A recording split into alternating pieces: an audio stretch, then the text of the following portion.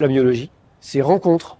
C'est rencontres avec tous les acteurs de la myologie en tant que discipline médicale et discipline de recherche sur les pathologies neuromusculaires et sur tout ce qui est connexe à ces pathologies.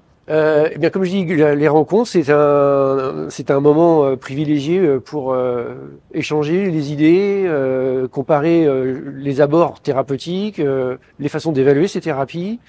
Et donc, en fait, c'est la somme de recherches qui sont faites aux quatre coins du monde et qui permettent de trouver des synthèses dans un même lieu. Alors, je travaille à l'Institut de myologie, laboratoire de physiologie et d'évaluation neuromusculaire, et on travaille essentiellement sur l'évaluation des patients. On parle beaucoup des thérapies, on doit parler aussi de la façon dont on va évaluer leurs effets, notamment sur la fonction du muscle. Comme on travaille sur des muscles qui dégénèrent, est-ce que une thérapie va entraîner une amélioration de la force musculaire, alors que d'habitude on voit qu'une dégradation? Ou est-ce que cette amélioration de force va s'accompagner d'une amélioration de fonction ou du mouvement et de la qualité de vie du patient? Voilà, c'est mon travail au sein de l'Institut de myologie. Et aujourd'hui, j'ai présenté alors les challenges et limitations ce qu'on appelle les histoires naturelles, c'est-à-dire le suivi des patients au cours de l'évolution naturelle, entre guillemets, c'est-à-dire en l'absence de traitement de leur pathologie.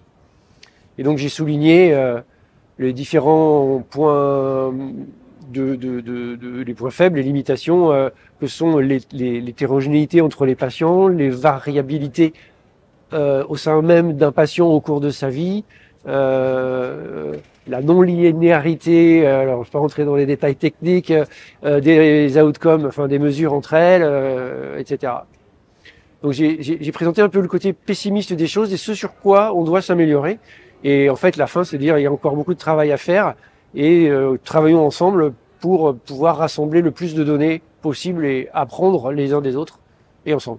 Avant même de travailler au laboratoire, j'ai été soutenu pour un post-doc il y a 30 ans de ça. Et depuis, le soutien financier de l'AFM a toujours été présent.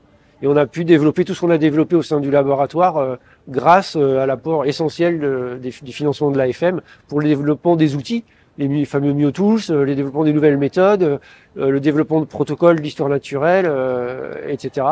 Et en fait, mon laboratoire est financé à 60% par le Téléthon, l'AFM Téléthon, depuis le début, depuis sa création. Et oui, il faut continuer pour continuer à développer toute la connaissance sur les mesures et l'évolution des patients. Bien sûr, il faut continuer. Il y a beaucoup de choses à faire. Il y a des fonctions encore qui sont pas évaluées ou mal évaluées.